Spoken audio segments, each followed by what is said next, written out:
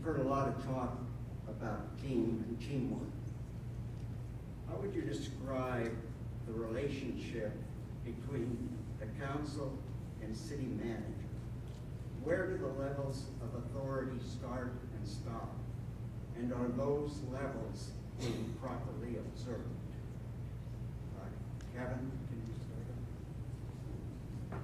I've had the opportunity to speak with our city manager as well as our management team, and they work closely with the city council to ensure that the vision that the city council sets forward is completed.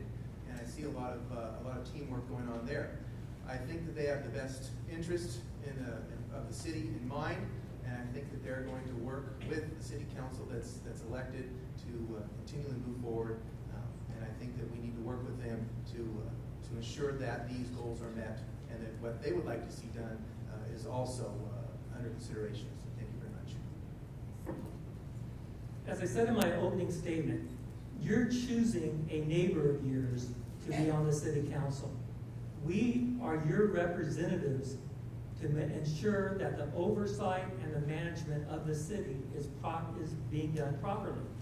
It's up to the city council, each city council member, to work with the city manager, the deputy city manager, and those directors and department heads there.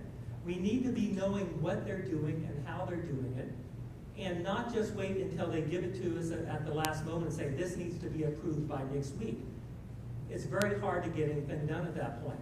It takes a person who has the time, like myself, to be able to go there and sit with these people, sit with these professionals who really know their job extremely well, and get that knowledge from them and be that oversight, to be that, hey, are you sure we want to go in this direction and why? Get that information from them. And if we don't like what we hear, we can stop it in the beginning until it gets into the end and we can't do much about it.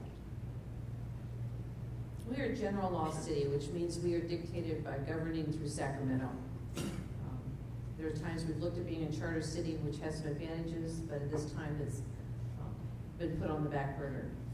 But with that being said, the city council are the policymakers, and the city manager and the city attorney are the only two employees that we have direct responsible relationship with.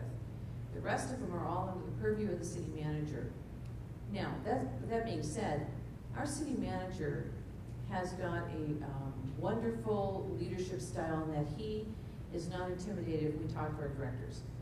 I've worked with 5 different city managers, and each one has her own style. And our city manager says, ask so-and-so. They want us to go straight to the directors. Because his style is, we need to work together. There are no secrets. We talk about visionary things. We throw things out in conversation. But remember, you can only do it 2 of us at a time with the good old Brown Act. So it makes it a little different, challenging, but we do the best. Thank you. This city needs to take a very hard look on the very near future's turnover of our employees.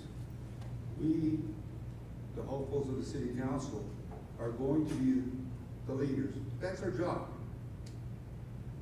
The other people, the city manager, their positions are at will. The council's will. So obviously, you are the leader. The problem ends up being is no one's coming out and saying, we have a city manager and assistant city manager, who I've spoke to both of them. They're not going to be around too much longer.